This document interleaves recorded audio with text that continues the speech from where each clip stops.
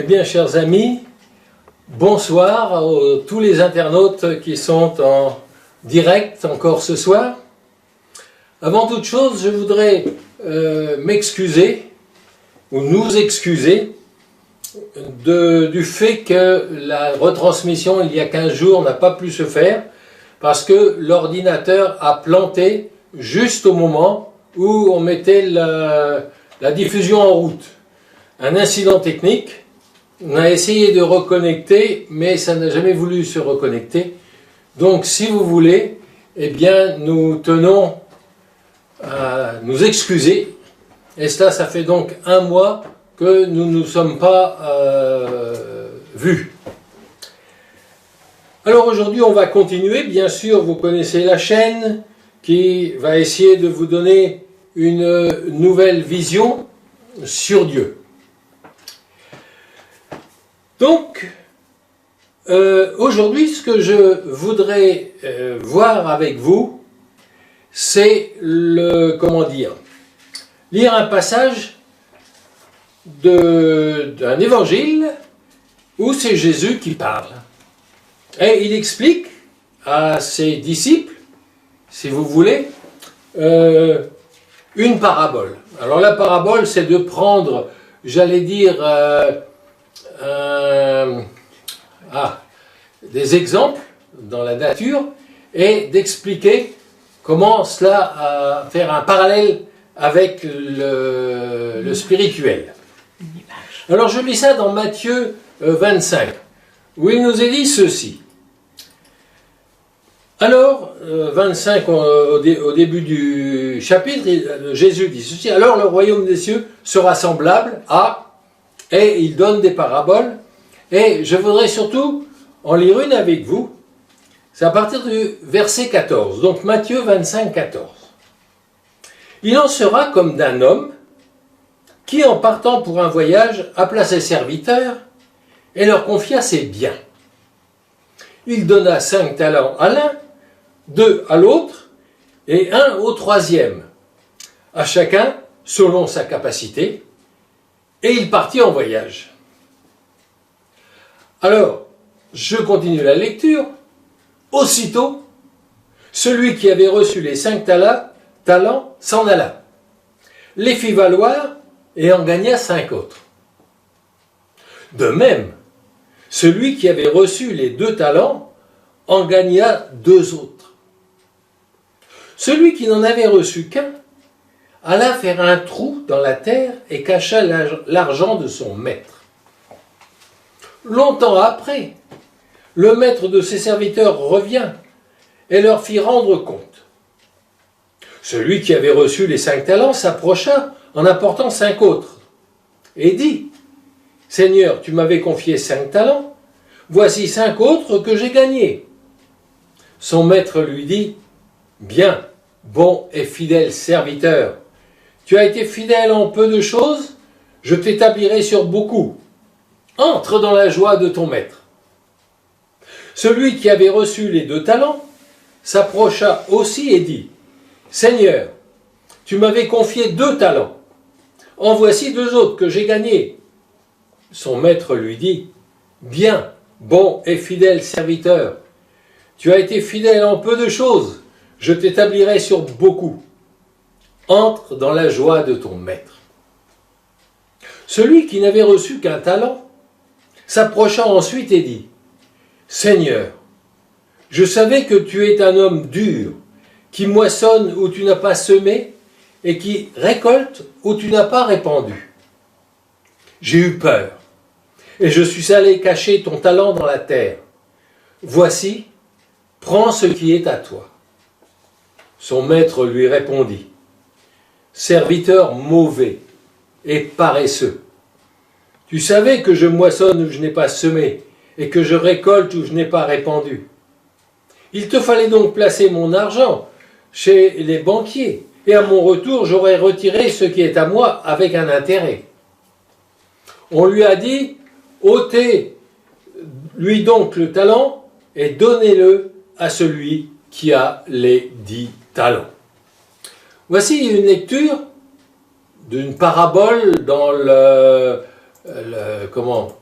le Nouveau Testament. Et vous allez me dire, qu'est-ce que l'on peut dire de cela? Eh bien, je vais faire un parallèle. Vous savez qu'on est on est en train de parler de la vie des disciples, d'être un disciple actif. Et je voudrais faire un parallèle ce soir avec des textes que nous avons déjà vus. En particulier, Matthieu 28, on l'a déjà lu, mais on va le relire quand même. Au verset 16. Les 11 disciples allèrent en Galilée sur la montagne que Jésus avait désignée. Donc, vous voyez, ce sont les disciples qui vont à cette montagne où Jésus les a envoyés. Alors, il est dit, quand ils le virent, ils l'adorèrent, mais quelques-uns eurent des doutes. Jésus s'approcha et leur parla ainsi. « Tout pouvoir m'a été donné dans le ciel et sur la terre. Allez, faites de toutes les nations des disciples, baptisez-les au nom du Père, du Fils et du Saint-Esprit. » Vous allez me dire, quel parallèle on peut faire? Eh bien, si je reprends Matthieu dans la parabole, le maître a donné 5 talents à l'un, 3 talents à l'autre, 5, 2 et 1. Et qu'est-ce qui nous est dit? Aussitôt, celui qui avait reçu 5 talents s'en alla. Il reçoit quelque chose et zouf, il fonce. Ça doit être un disciple de ce maître-là. Et à la fin de Matthieu, les 11 disciples allèrent en Galilée et Jésus leur dit, allez, faites de toutes les nations des disciples. Les talents que Jésus va donner à ses disciples, à ses 11 disciples, et c'est bien précisé le nombre, bien sûr ils étaient 12 au départ, mais comme il y a Judas qui a trahi Jésus et qui a été se pendre, ils ne sont plus qu'11. Et Jésus leur dit, allez. Et je me pose cette question. Et il leur dit, allez faire de toutes les nations des disciples. C'est comme un talent. Allez faire fructifier ce que vous avez. Est-ce que lorsque Jésus a dit ça, on pourrait écrire comme dans la parabole des talents, aussitôt, il s'en alla. Ah, voyez le parallèle que je fais entre ce que le maître a dit à ses serviteurs et ce que Jésus a dit à ses disciples. Et d'ailleurs aujourd'hui, dans les communautés, on le voit. Dès qu'on dit quelque chose venant de la parole de Dieu, tous les gens se lèvent et vont. Ils ne restent pas assis sur une chaise à écouter de grands sermons. Ils se lèvent et ah, c'est pas tout à fait comme cela. Eh bien, oui. Pourtant, il y a un maître des deux côtés, il y a des serviteurs des deux côtés, et dans la parabole, vous avez vu qu'il y en a un qui se lève et qui va aussitôt, le deuxième s'en va aussitôt, et le troisième, oula, il va faire creuser la terre, il dépose ça là, je ne veux pas m'encombrer de cela, je rendrai ça au maître lorsqu'il reviendra. Alors que les autres le font fructifier. Est-ce que dans le monde spirituel aujourd'hui, dans le christianisme en général aujourd'hui, on fait fructifier ce que nous avons reçu du Seigneur Jésus? Alors, vous allez me dire, oui, mais qu'est-ce que c'est que Jésus a demandé à ses disciples? Alors, on peut prendre Marc aussi, où il le dit également. Enfin, il se montra aux 11. Donc, c'est Jésus qui se montre. Et vous avez vu qu'il y en a qui ont des doutes encore. Mais Jésus se montre. Il est là, il est ressuscité.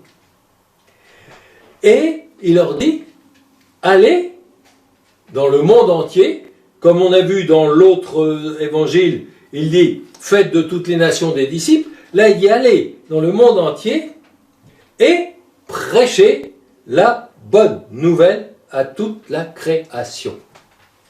C'est-à-dire que par rapport à la parabole des talents, Jésus leur dit d'aller.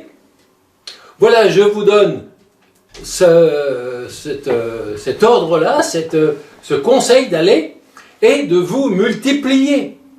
Et vous comprenez que Jésus étant là, bien sûr, si on prend la fin des autres évangiles, eh bien, on s'aperçoit que Jésus a d'abord demandé à ses disciples d'attendre à Jérusalem. Ils ont attendu quoi? Ils ont attendu de recevoir la puissance du Saint-Esprit. Et quand ils ont reçu cette puissance du Saint-Esprit, ils sont allés. Ils sont allés faire quoi? Prêcher la bonne nouvelle à toute la création.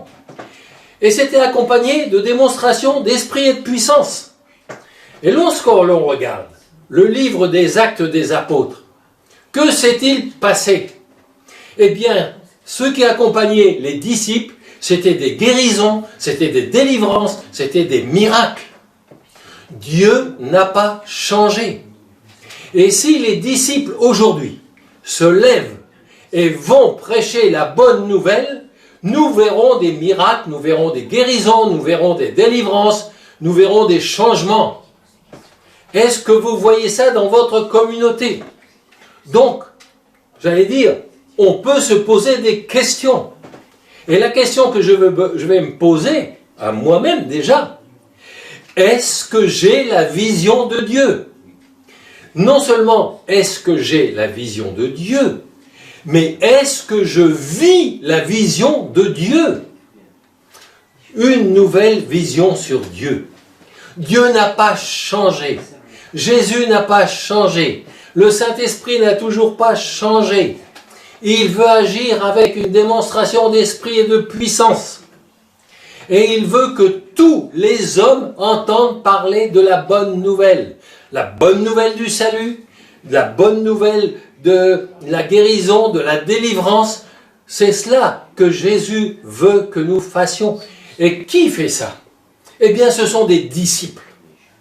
Et si nous ne voyons pas ces miracles, si nous ne voyons pas ces démonstrations de puissance dans nos communautés, j'allais dire, pose-nous encore une question. Est-ce une communauté de disciples? Eh oui, on a le droit et le devoir de se poser ces questions. Est-ce que je suis un disciple? Est-ce que mes frères et sœurs sont des disciples ou des chrétiens?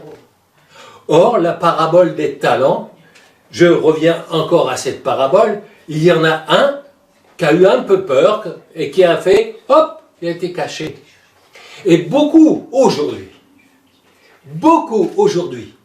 mettent ce talent du salut, alors que Dieu leur a dit, Jésus leur a dit, allez dans tout le monde prêcher la bonne nouvelle, eh bien, ils cachent cette bonne nouvelle dans un trou. Et lorsque le maître revient et qu'il va demander des comptes, que fait-il? Celui qui a fait multiplier entre dans la joie de ton maître. Celui qui n'a fait multiplier moins, mais entre dans la joie de ton maître. Vous voyez, il n'y a pas de différence entre la multiplication de 5 ou de 2. Mais il y a eu multiplication. Mais celui qui n'a pas multiplié, que dit Jésus? Jésus lui dit simplement, eh bien, on reprend ce que tu as eu et on va te donner à quelqu'un qui en a d'autres. Et il dit, serviteur mauvais et paresseux. C'est vrai, si je ne fais pas ce que Jésus a dit, si je ne me fais pas fructifier le talent que j'ai eu, eh bien, je suis un serviteur mauvais et paresseux. Ce n'est pas moi qui le dis, c'est Jésus. Et si vous voulez, on a besoin. Et quand on voit les deux passages qui nous parlent de prêcher et d'aller dans le monde entier, pour prêcher la bonne nouvelle et faire des disciples, c'est les dernières recommandations que Jésus donne à ses propres disciples. Et généralement, pour ne pas dire toujours, les dernières recommandations que l'on donne, ce sont les plus importantes, et on les donne juste avant de partir pour être sûr que ce soit mis en application. Vous comprenez? Et quand Jésus dit, oui, faites de toutes les nations des disciples, et puis allez dans le monde entier, prêchez. Et dans l'évangile de Marc, à la suite de ça, et prêchez la bonne nouvelle à toute la création, c'est là que Jésus leur dit, celui qui croira et qui sera baptisé sera sauvé, mais celui qui ne croira pas sera condamné. Et voici les signes qui accompagneront ceux qui auront cru. Et on voit que Jésus indique de quels signes il va y avoir pour ceux qui ont cru en lui, dans la bonne nouvelle. Et cette bonne nouvelle, c'est toujours la bonne nouvelle du salut, c'est que nous sommes des pécheurs, que Jésus, dans son amour, a donné sa vie pour nous, et que son sang qui a coulé nous efface, pardonne nos péchés et efface nos péchés qu'on a, à condition que je reconnaisse que Jésus est mort à ma place, que je lui demande pardon pour mes péchés, et à ce moment-là, je deviens une nouvelle créature. Et à ce moment-là, je vais grandir et devenir un disciple au fur et à mesure que je me nourris de la parole de Dieu. Et comme Jésus a dit ça à la fin de l'évangile de Marc, comme dans la parabole où on a vu aussitôt il s'en alla, dans Marc 16 au verset 20 il est dit « Et ils s'en allèrent prêcher partout ». Les 11, lorsque Jésus a eu fini de parler, ils s'en allèrent prêcher partout. Prêcher quoi? La bonne nouvelle. Alors évidemment, quand on parle de prêcher, tout de suite les gens disent « Ah ben je suis pasteur, alors je vais être pasteur ». Non, non, non, non. La signification de prêcher, ça veut dire témoigner. Et on témoigne de ce que l'on a vécu. Si je n'ai pas vécu la repentance, et si je n'ai pas vécu le salut, je ne peux pas aller l'annoncer aux autres. Si je ne suis pas complètement délivré, je ne peux pas aller parler aux autres de la délivrance. J'ai besoin d'abord d'être libéré de tout ce que l'ennemi a mis dans ma vie. Mais on a beaucoup de gens, malheureusement, qui veulent faire. Pourquoi? Parce qu'il y a certaines dénominations chrétiennes, je dirais, qui disent qu'il faut gagner le salut par nos œuvres. Non, on a tout par grâce, et quoi que je fasse, si je ne demande pas pardon, je ne peux pas être sauvé. Ce n'est pas parce que je fais que je gagne, que je suis sauvé, c'est parce que, en étant sauvé, je dois être et non faire. C'est ce que Jésus a demandé. Alors bien sûr, lorsque je suis un disciple, là, ce que Jésus dit, je peux le mettre en application. Je peux devenir un disciple actif qui va témoigner que j'ai vécu et que mon témoignage, ce que j'ai vécu, partagé avec les autres, eh bien cela fait que je peux partager vraiment avec les autres ce que j'ai vécu et ils peuvent vivre la même chose. Et c'est pour ça que Jésus n'a pas dit ça à la foule, il a dit ça vraiment à ceux qui étaient présents là, qui étaient ses disciples. Jésus n'a pas dit ça à tout le monde, il a dit ça à ceux qui étaient avec lui. Ce n'est pas à toute la foule qu'il a enseigné ça, c'est à ses disciples, à son petit groupe restreint. Et il a fait ça vraiment par amour. Et ce que je voudrais que vous reteniez ce soir, c'est que ce n'est pas d'assister à des sermons, ce n'est pas d'assister à des rassemblements qui va me donner le titre de disciple, parce que le disciple, ce n'est pas un titre, c'est un état. Est-ce que je suis un disciple de Jésus?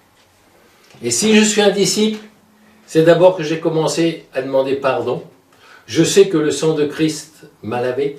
Je sais que le Saint-Esprit est venu en moi. Je sais que je dois être libéré de tous mes liens, de toutes mes chaînes et de tout ce que le diable a pu mettre dans ma vie. Et lorsque je suis libre, une nouvelle créature, avec une nouvelle façon de raisonner, une façon qui fait que je raisonne en disant « Que ferait Jésus à ma place ?» Que ferait Jésus à ma place? Et non plus en disant « Je pense que, je crois que, il me semble que ». Non. Quand je dis ça, je crois que, je pense que, c'est parce que je me fais passer le premier. Tout passe par moi. Et c'est dangereux. Pourquoi c'est dangereux? Parce que si ça passe par moi, eh bien je me place avant Dieu.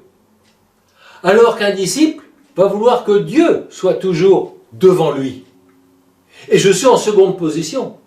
Alors ce n'est plus ce que je pense, ce que je crois, ce qu'il me semble. C'est ce qu'il pense, ce qu'il croit, ce qu'il dit, ce qu'il me demande de faire. Et après, je suis un disciple. Et là, je peux faire des disciples. Et merci, parce que le Saint-Esprit qui va m'accompagner va, j'allais dire, accompagner ça d'une démonstration de puissance. Et à ce moment-là, je vais pouvoir prier pour les malades et les malades seront guéris. Je vais pouvoir chasser les démons et les démons seront chassés. Je vais pouvoir faire n'importe quoi, ce que Jésus me demande. Et je vais voir le fruit. Et je serai encouragé. Et ma foi augmentera. Et je serai un disciple du Seigneur. Et lorsque je suis un disciple du Seigneur et que je rencontre un autre disciple du Seigneur, nous sommes heureux d'être ensemble, de pouvoir louer le Seigneur, et nous nous réjouissons. Et nous nous rassemblons, non pas parce qu'il faut se rassembler, mais parce que nous sommes heureux de rencontrer un nouveau disciple. Et vous savez, un disciple n'est pas formé, j'allais dire comme ça, du jour au lendemain. Il faut quand même savoir que les 11 disciples qui étaient avec Jésus ont été pendant 3 ans et demi en permanence avec lui. Donc, quand je découvre Jésus, et que je découvre sa parole et que je veux marcher complètement avec lui, eh bien, il faut un minimum de 3 ans, 3 ans et demi, pour devenir un disciple accompli. Mais avec Dieu, il y a une notion qui n'existe pas, et qu'il faut que l'on enlève de notre tête, c'est la notion du temps. Parce que nous, les humains, on a du temps, puisqu'on a une monde qui tourne, on a un soleil, la Terre qui tourne autour du soleil, la Terre qui tourne sur elle-même. Donc il y a du temps. Et ce temps-là, c'est très mauvais. Parce que tout de suite, on peut dire « Ah oui, mais j'étais là avant lui. Ah oui, mais pourquoi lui, le Seigneur lui donne ceci et moi, il m'a... » Mais non, le Seigneur est toujours présent. Donc quand il donne à l'un ou qu'il donne à l'autre, qu'importe l'endroit par rapport à ma montre, il est toujours au même temps le Seigneur. Donc ça aussi, il faut qu'on enlève cette vision du temps de notre cerveau pour voir comme Dieu voit. Et quand je vous le dis, que tout ça c'est une nouvelle vision sur Dieu et sur sa façon d'être, sur sa façon de raisonner.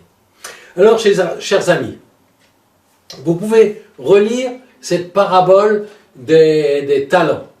Ça se trouve donc, je vous rappelle, dans Matthieu au chapitre 25, et ce sont les versets 14 à 28. Prenez note, je répète, Matthieu 25, de 14 à 28.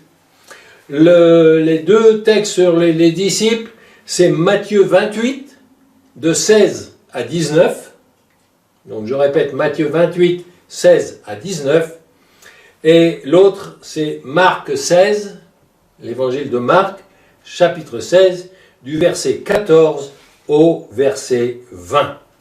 Et ce qui est formidable, c'est que ils s'en allèrent prêcher partout, Ça, ce sont les disciples qui se mettent en route, hein, comme aussitôt il s'en alla. Et le Seigneur, il est dit, le Seigneur travaillait avec eux et confirmait la parole par les signes qui l'accompagnaient. Donc, si vraiment vous êtes un disciple, et si vous voulez partager et proclamer cette parole, eh bien, les signes seront avec vous. Ne vous faites pas de soucis. Et ça va augmenter votre foi. Eh bien, vraiment que vous soyez bénis et que le Seigneur vous aide. Et comme la dernière fois je vous avais dit, il me semble, si je me souviens bien, est-ce que vous avez pu toucher ou parler à au moins une personne qui n'avait jamais entendu parler de Jésus? C'est comme ça qu'il faut commencer. Il faut pas, c'est pas du jour au lendemain que vous aurez des foules qui viendront vous écouter. Mais déjà, si vous avez parlé à une personne et qu'une personne s'est posé la question, oui, mais est-ce que je suis en règle avec Dieu? Eh bien, vous avez déjà, j'allais dire, fait prospérer le talent que Dieu vous a donné. Et au ciel, c'est pas au nombre de personnes qu'on aura contactées que Dieu nous répondra, nous récompensera, nous félicitera, mais ça sera surtout avec l'état du cœur et la façon dont notre esprit pense et comprend comme Dieu comprend. Chers amis, je vous bénis dans le nom de Jésus, que le Saint-Esprit vous accompagne et que vraiment vous puissiez voir sa gloire se manifester. Alors, je vous rappelle que la prochaine diffusion aura lieu, je crois, le 11 décembre. Ça sera la dernière diffusion pour l'année 2019, et nous reprendrons, après, donc il y a encore une diffusion dans 15 jours, et nous reprendrons après en janvier 2020. Si je n'ai pas l'occasion de vous voir, je vous souhaite de bonnes fêtes de fin d'année, une bonne fête de Noël, et là, cette fête de Noël où on fête la naissance de Jésus, c'est quelque chose de formidable. Je sais, on a changé ça, aujourd'hui on appelle ça la fête des enfants, mais pour nous, ça reste quand même la fête où on fête la naissance de Jésus. Même si ce n'est pas tout à fait la date, qu'importe peu. On pense à Jésus ce jour-là, et je vous encourage même, à chez vous, sous le sapin, à mettre une petite crèche pour nous souvenir qu'on marche avec Jésus et qu'on est des disciples de Jésus. Que Dieu vous bénisse, à la prochaine fois.